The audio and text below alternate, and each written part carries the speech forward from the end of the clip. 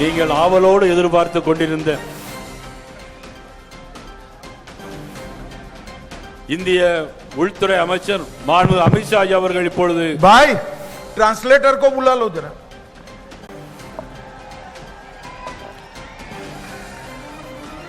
मेरे साथ बोलिए भारत माता की। क्यों भाई क्या हो गए आप लोगों की आवाज को? अम्मा एन्नाச்சு இன்னும் சத்தமா கேட்கலங்க। एनडीए सरकार बनानी है या नहीं बनानी है? एनडीए அரசாங்கம் அமைக்கப்பட வேண்டுமா வேண்டாமா? मोदी जी के नेतृत्व में तमिलनाडु में हमारी सरकार बनानी है या नहीं बनानी है? மோடி அவர்களின் தலைமையின் கீழ் நம்முடைய தமிழ்நாட்டிலே அரசாங்கம் அமைக்கப்பட வேண்டுமா வேண்டாமா? तो ऐसी आवाज नहीं चलेगी भाई। இந்த குரல்லாம் பத்தாது।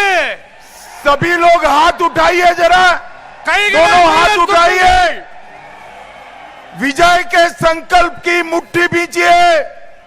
உறுதியான உறுதிப்பாட்டை வெளிப்படுத்துங்கள், உங்கள் கைகளை உயரே உயர்த்துங்கள் और प्रचंड आवाज से बोलिए, உரத்த குரலில் முழக்கம் செய்யுங்கள்। भारत माता की वंदे वंदे वंदे। मंच पर उपस्थित भारतीय जनता पार्टी के प्रदेश अध्यक्ष श्रीमान नयनार नागेंद्र जी, भारतीय जनता पार्टी के वरिष्ठ नेता के अन्नामलाई जी,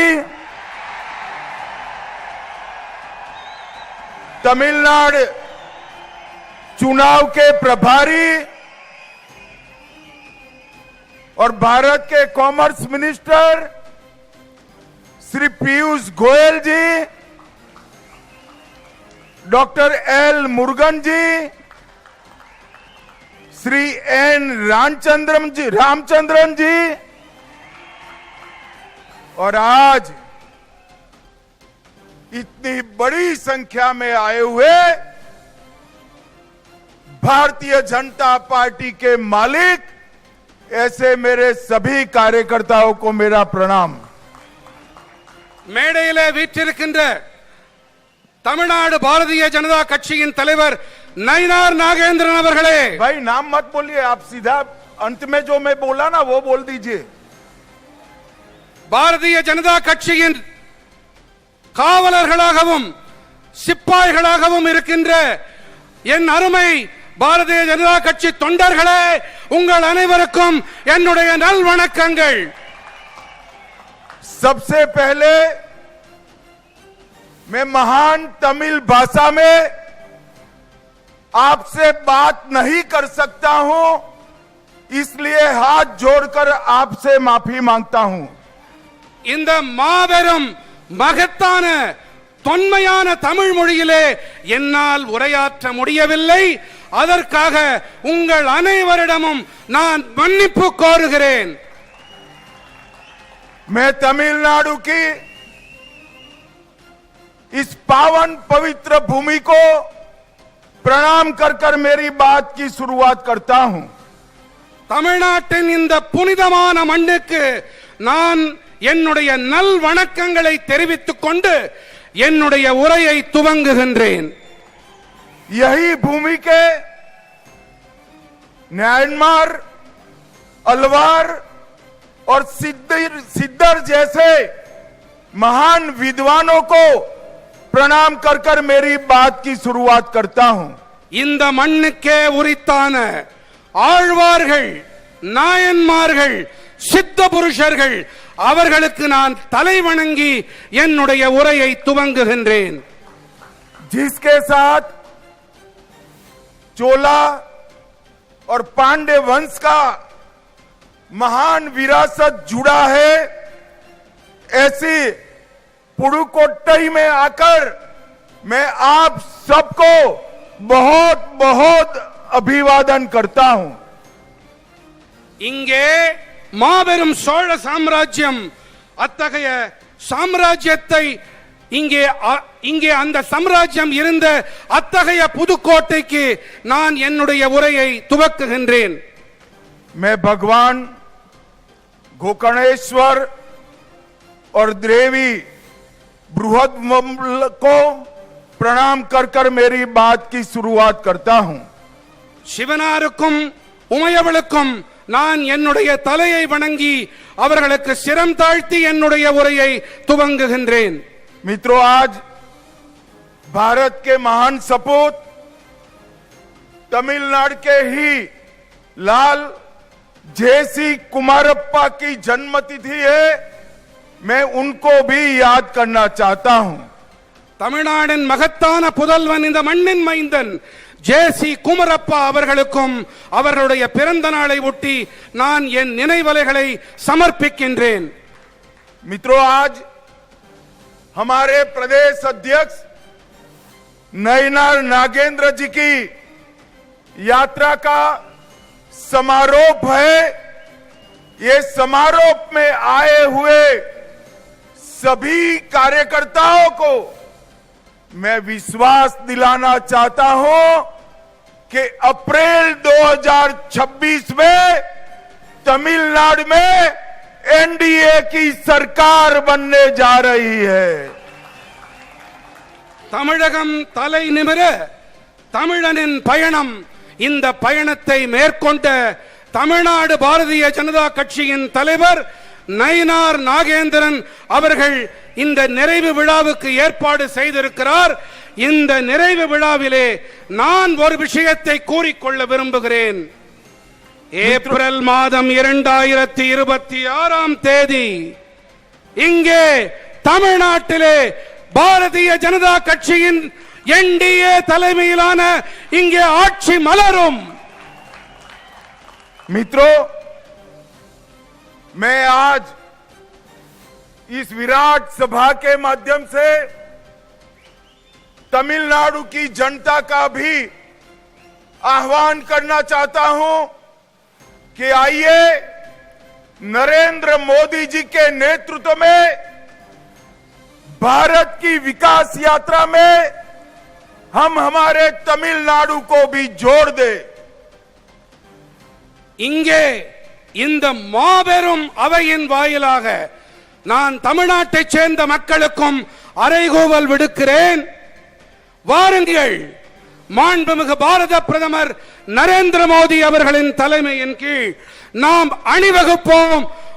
பாரதத்தின் வளர்ச்சி பாதையிலே, வளர்ச்சி பயணத்திலே இந்த பயணம் நிறைவு பயணத்தின் வாயிலாக நாம் அதில் பங்கு பெறுவோம்। मित्रों, इस यात्रा ने 12 अक्टूबर से आज तक लगभग पूरे तमिलनाडु में जनसंपर्क के कार्यक्रम किए हैं। இந்த தமிழகம் தலை நிமிர தமிழனின் பயணம், இந்த பயணம் அக்டோபர் மாதம் 12ஆம் தேதி துவங்கியது। இதிலே கிட்டத்தட்ட தமிழ்நாட்டைச் சேர்ந்த அனைத்து மட்ட மக்களோடும் இங்கே தொடர்பு கொள்ளப்பட்டிருக்கிறது। आने वाले चुनाव में भारतीय जनता पार्टी एआईडीएमके के साथ, हमारे और साथी दलों के साथ एक मजबूत गठबंधन कर कांग्रेस और डीएमके को अंतिम लड़ाई देने का काम करने वाली है। இனி வரவிருக்கின்ற நாட்களிலே காதல விழுதா வரவிருக்கின்ற நாட்களிலே பாரதிய ஜனதா கட்சியும் அனைத்திந்திய அண்ணா திராவிட முன்னேற்ற கழகமும் இன்னும் பிற கூட்டணி கட்சிகளும் வலுவான கூட்டணி அமைத்து இங்கே ஆட்சி அமைக்க போகிறோம்। हर मोर्चे पर डीएमके सरकार विफल गई है। எப்பாடுபட்டாவது எப்படியாவது இந்த திராவிட முன்னேற்ற கழக கூட்டணி ஆட்சியை நாம் ஒழித்தே தீருவோம், முடிவு கட்டியே தீருவோம். पूरे भारत में सबसे करप्ट गवर्नमेंट अगर कहीं पर है तो दुर्भाग्य से वो तमिलनाडु में है. மக்களே, ஒரு விஷயத்தை கொஞ்சம் கவனமா கேளுங்க. ஒட்டுமொத்த பாரதத்திலும் எங்கேயாவது மிகப்பெரிய ஊழல் நிறைந்த கட்சி, மிகப்பெரிய ஊழல் நிறைந்த ஆட்சி என்று சொன்னால் அது தமிழ்நாட்டின் திராவிட முன்னேற்ற கழக ஆட்சிதான். भाई साहब, मैं बोलूं इतना ही बोलिए आप. तमिलनाडु सरकार बोला तो इतना ही बोलिए आप. अपने घोषणा पत्र का सबसे कम वादों को पूरा करने वाली कोई सरकार है तो तमिलनाडु में डीएमके सरकार है. தேர்தல் அறிக்கையிலே மிக குறைவான அளவு வாக்குறுதிகளை நிறைவேற்றி இருக்கிற கட்சி என்றால் அது திராவிட முன்னேற்ற கழகத்தின் இந்த ஆட்சிதான்.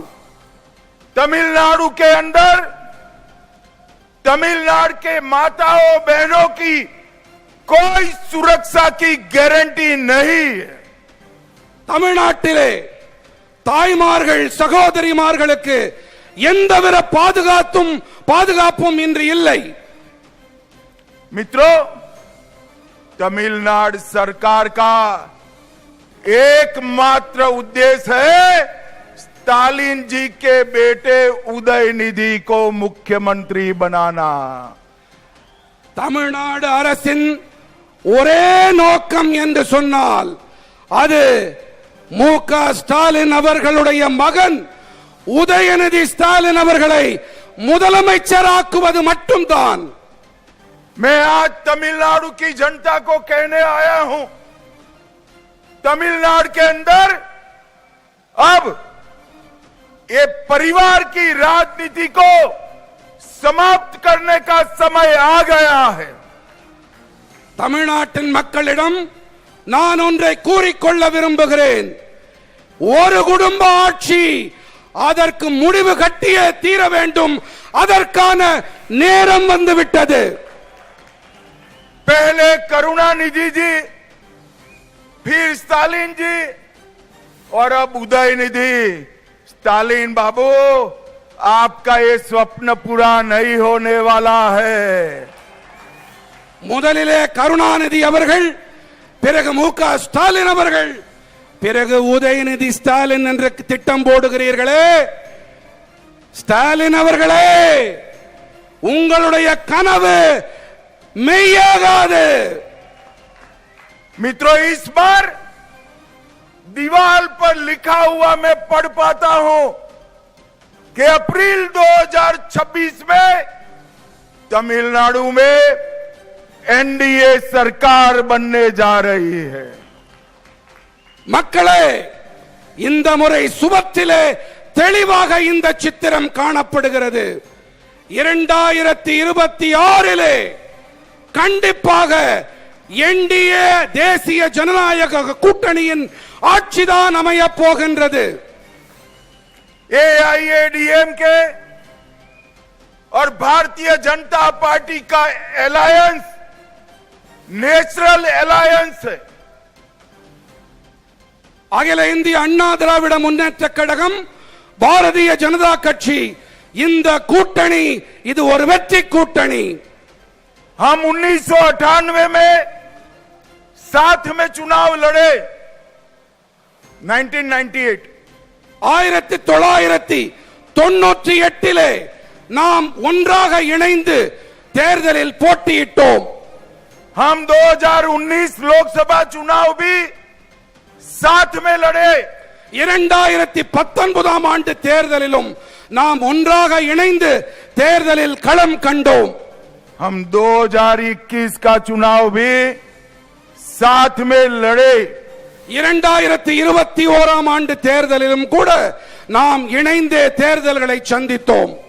हम 24 का चुनाव अलग लड़े, मगर 24 में बीजेपी और एआईएडीएमके के वोट का टोटल करते हैं तो 36 सीटों पर एनडीए का विजय होता है। 2024 ஆண்டிலே நாம் தனியாகத்தான் தேர்தல்களை சந்தித்தோம் என்று சொன்னாலும் பாரதிய ஜனதா கட்சி அஇஅதிமுக இரண்டின் மொத்த வாக்குகளை எண்ணி பார்த்தால் நாம் 26 தொகுதிகளிலே நாம் வெற்றி பெற்றிருப்போம்। मित्रों, एक अपप्रचार स्टालिन जी की पार्टी ने चलाया है कि एनडीए तमिल भाषा का विरोध करे। मैं आज तमिलनाडु की जनता को बताना चाहता हूं कि आईएएस आईपीएस के एग्जामिनेशन में सबसे पहले तमिल भाषा में एग्जाम लेने की शुरुआत नरेंद्र मोदी जी ने कराई। ஸ்டாலின் அவர்கள் என்ன பரப்புரை செய்கிறார் என்று சொன்னால், என்டிஏ அரசாங்கம் நம்முடைய தொன்மையான தமிழுக்கு எதிரானது என்று பரப்புரை அவர் செய்து வருகின்றார்। ஆனால் நமது என்டிஏ அரசாங்கம் ஐஏஎஸ் ஐபிஎஸ் தேர்வுகளிலே இந்த அரசாங்கம் தான் முதன்முறையாக தமிழை அறிமுகம் செய்திருக்கிறது। तमिलनाडु के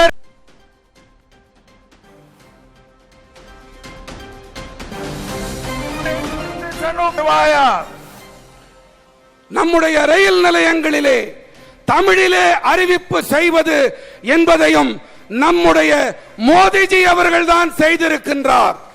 बनारस हिंदू विश्वविद्यालय में तमिल पढ़ने के लिए सुब्रमण्यम भारती चेयर की शुरुआत नरेंद्र मोदी जी ने की। वाराणसीले बीएचयू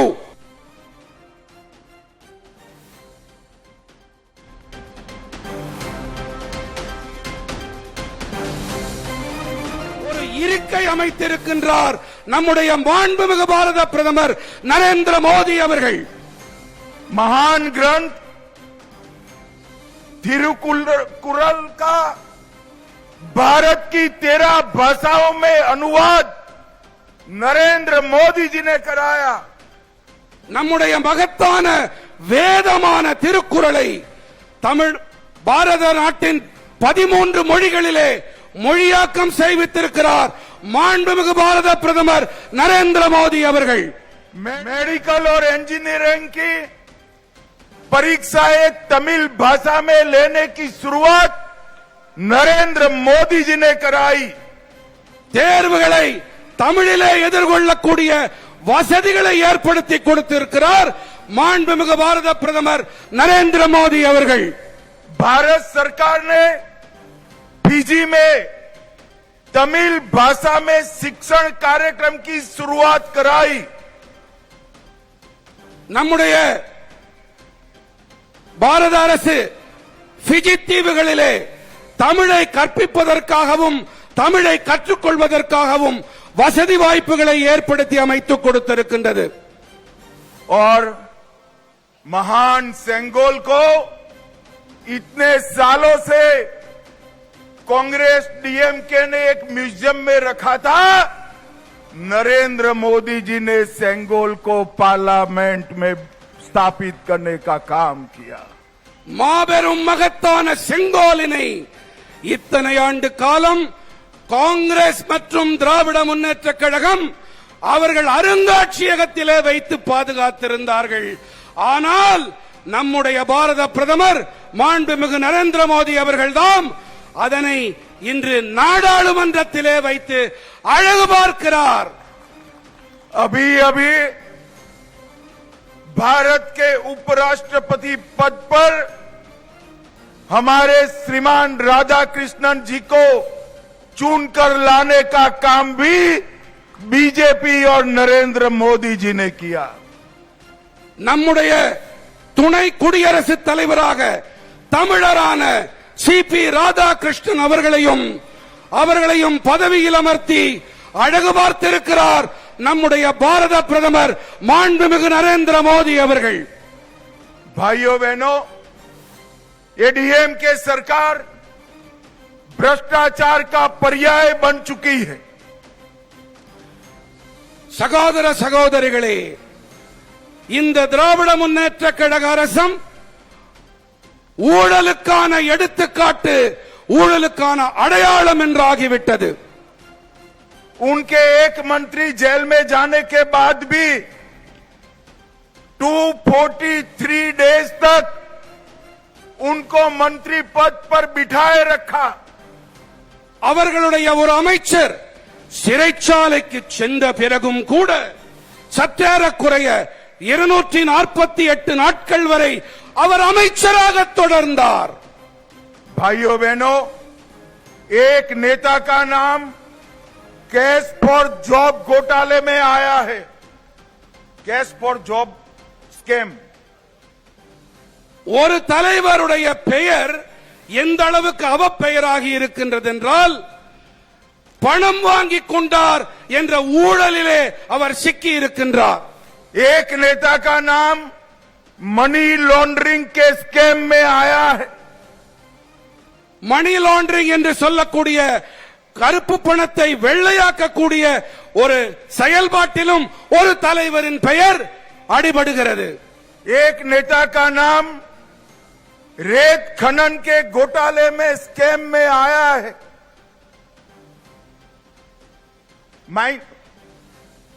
மணலை அள்ளும் ஒரு ஊழலிலும் ஒரு தலைவரின் பெயர் வந்திருக்கிறது. एक नेता का नाम कॉल स्कैम में आया है. ஒரு தலைவரின் பெயர் நிலக்கரி ஊழலோடு தொடர்பு பட்டு இன்று வெளிவந்திருக்கிறது. और एक नेता का नाम 6000 करोड़ की CRIDP में करप्शन के लिए आया है. ஒரு தலைவருடைய பெயர் 6000 கோடி ரூபாய் CRIDP இதிலே தொடர்பு படுத்தி இன்று வெளியாகி இருக்கிறது. भाइयों बहनों, इतने सारे करप्ट मिनिस्टर की फौज लेकर तमिलनाडु का विकास हो सकता है क्या? कभी नहीं हो सकता. இத்தனை ஊழல் நிறைந்த அமைச்சர்கள், அப்படிப்பட்ட ஒரு அமைச்சரவையை இதனை வைத்துக் கொண்டு தமிழ்நாடு வளர்ச்சி காண முடியுமா? முடியுமா? பலமா? तमिलनाडु की हर योजना पर 20% करप्शन के कट मनी का लोड है. தமிழ்நாட்டிலே 20% முதலில் எனக்கு கட்டிங் கொடுக்க வேண்டும், என்னை நீ கவனித்துக் கொள்ள வேண்டும் என்ற நிலைமை நிலவுகிறது. पूरा तमिलनाडु का बजट केवल कर्ज और शराब की कमाई पर चल रहा है. ஒட்டுமொத்த தமிழ்நாடு அரசின் வரவு செலவு திட்ட அறிக்கை டாஸ்மாக் சாராயம் மற்றும் கடனில் மட்டும்தான் இயங்குகிறது. भाइयों बहनों, तमिलनाडु सरकार वादा खिलाफी करने वाली सरकार है. इनके शासन में कर्मचारी भी सड़क पर आने के लिए मजबूर हुए हैं. சகோதர சகோதரிகளே, தமிழ்நாடு அரசாங்கம் எத்தனை மோசமானது என்று சொன்னால், அரசு ஊழியர்கள் தெருவில் இறங்கி போராடக்கூடிய ஒரு அவல நிலைமை நிலவுகிறது. जब सफाई कर्मचारी प्रदर्शन करते हैं, उन पर लाठियां चलाई जाती है. துப்புரவு பணியாளர்கள் போராட்டத்திலே ஈடுபட்டால் அவர்கள் மீது தடியடி நடத்தப்படுகின்றது. स्कूल शिक्षक रोड पर आते हैं तो 1300 महिला शिक्षिका को जेल में डाल दिया जाता है. ஆசிரிய பெருமக்கள் அவர்கள் தெருவில் இறங்கி போராடக்கூடிய கட்டாயத்திற்கு உள்ளாக்கப்படுகின்றார்கள்.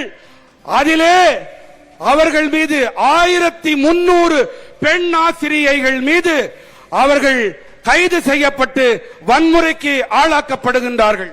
Nurse, community health officer, anganwadi worker protest करते हैं तो 600 नर्सों को जेल में डालने का काम होता है.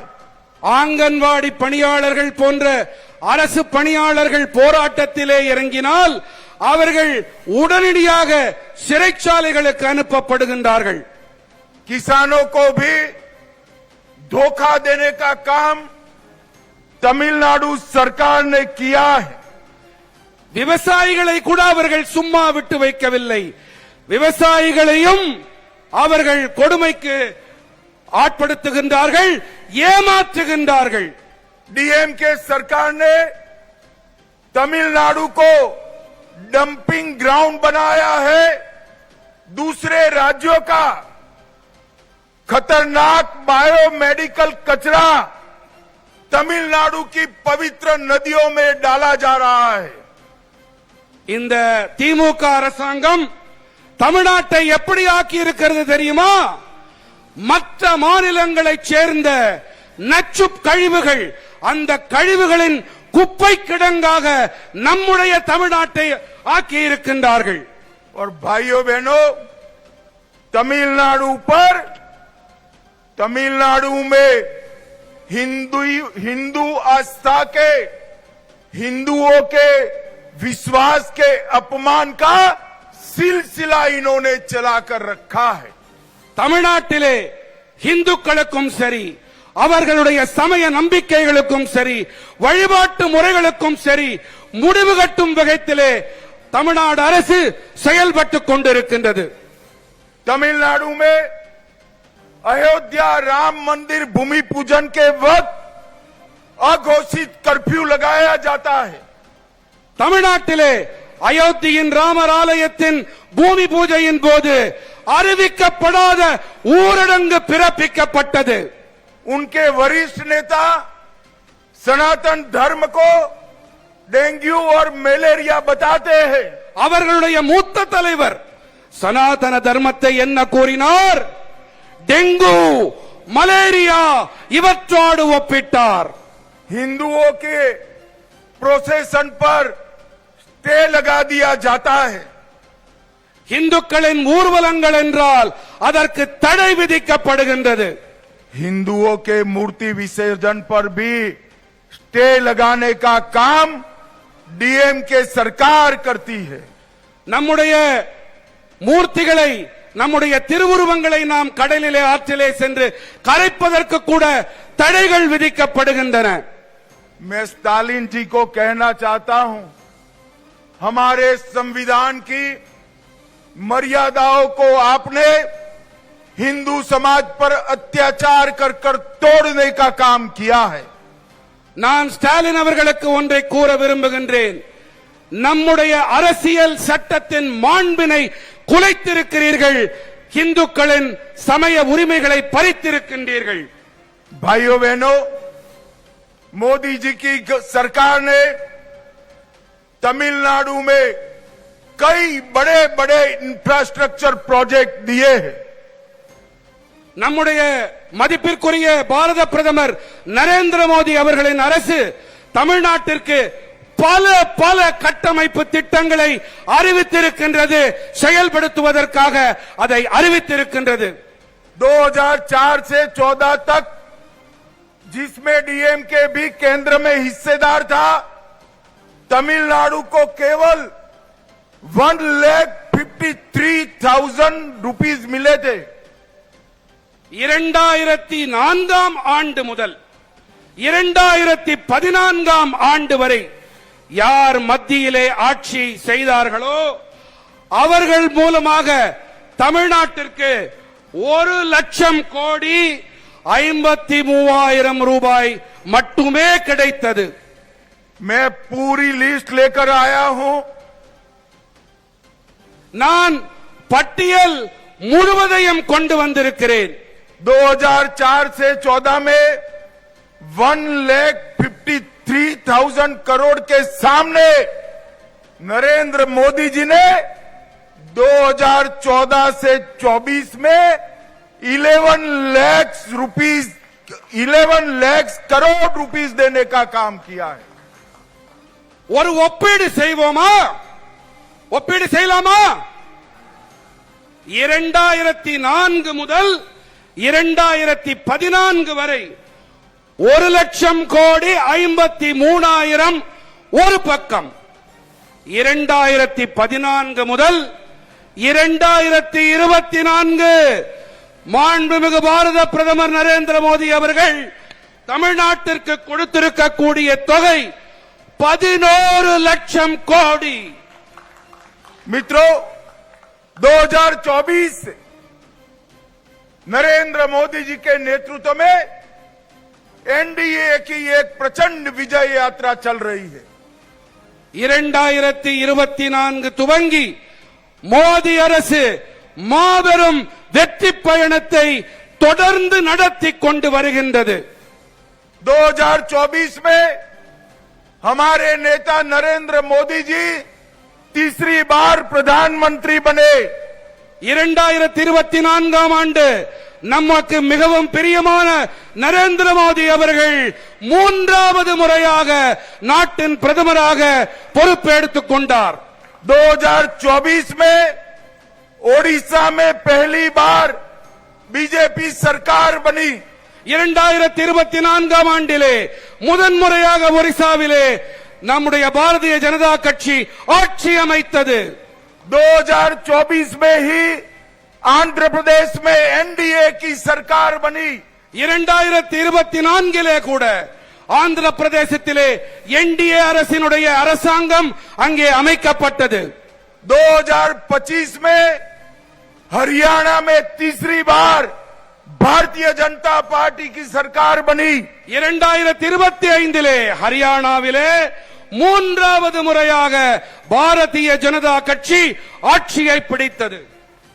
2025 में तीसरी बार महाराष्ट्र में भारतीय जनता पार्टी और एनडीए की सरकार बनी। அதே போல 2025 ஆண்டிலே மகாராஷ்டிரத்திலே பாரதிய ஜனதா கட்சி என்டிஏ கூட்டணி மூன்றாவது முறையாக ஆட்சியை பிடித்தது. 2025 में 27 साल बाद दिल्ली में हमारी सरकार बनी। 2025 ஆண்டிலே 27 ஆண்டுகளுக்கு பிறகு மாநகர் தில்லியிலே பாரதிய ஜனதா கட்சி ஆட்சி அமைத்தது. हमने बिहार में 2025 में इंडी अलायंस का सुपड़ा साफ कर दिया। 2025 பீகார் மாநிலத்திலே இண்டி கூட்டணி மண்ணை கவ்வியது. और भाइयों बहनों, अब बारी है तमिलनाडु और बंगाल की। நண்பர்களே, முக்கியமா கேளுங்க. இப்போ 2026 இப்போ தமிழ்நாட்டோட முறை. बंगाल भूल गए आप? வங்காளம், தமிழ்நாடு இப்பொழுது நம்முடைய முறை. आज हम सब ने इस कार्यकर्ता महासंगम से एक संकल्प लेकर जाना है। இங்கே இந்த அவையிலே இங்கே குழுமி இருக்கக்கூடிய நம்முடைய காரியகர்த்தர்கள் ஒரு உறுதிப்பாட்டை மேற்கொண்டு நாம் இங்கிருந்து பயணிக்க வேண்டும். 2024 और 25 भारतीय जनता पार्टी के विजय के साल रहा। 2026 में तमिलनाडु और बंगाल में प्रचंड बहुमत से एनडीए की सरकार बनानी है। 2024-25 நாடு முழுமையும் பாரதிய ஜனதா கட்சியோடு பயணித்தது. 2026 மேற்கு வங்கம் மற்றும் தமிழ்நாடு இங்கே நாம் பெரும்பான்மையை பெற வேண்டும்.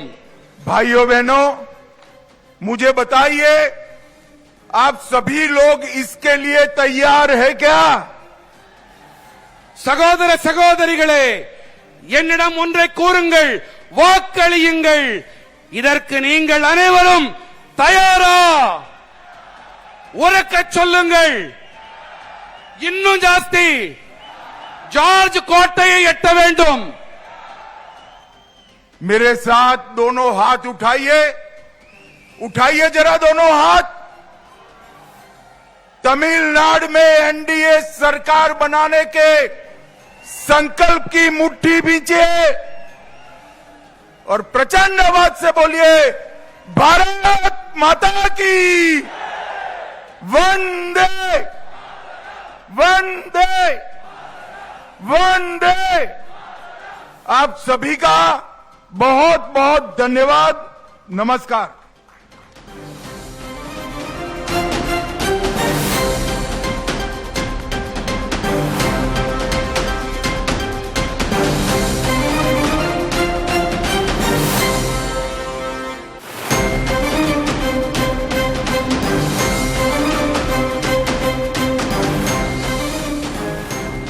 பாஜக மாநில தலைவர் நயினார் நாகேந்திரன் தமிழகம் தலை நிமிர தமிழரின் பயணம் என்ற யாத்திரையின் நிறைவு விழாவில் மத்திய அமைச்சர் அமித்ஷா பங்கேற்று பேசியதை பார்த்தோம். எப்பாடுபட்டாவது திமுக ஆட்சியை ஒழித்தே திருவோம் என்றும், ஊழல் நிறைந்த ஆட்சி என்றால் அது திமுக ஆட்சிதான் என்றும், தேர்தல் அறிக்கையில் மிக குறைவான வாக்குறுதிகளை மட்டுமே நிறைவேற்றியிருக்கிறதென்றால் அது திமுக ஆட்சி மட்டுமே என்று குறிப்பிட்டு பேசினார். பல்வேறு குற்றச்சாட்டுகளையும் திமுக ஆட்சி மீது முன்வைத்திருந்தார். மேலும் தமிழ்நாட்டில் பெண்களுக்கு பாதுகாப்பு இல்லை என்றும் தெரிவித்திருந்தார்.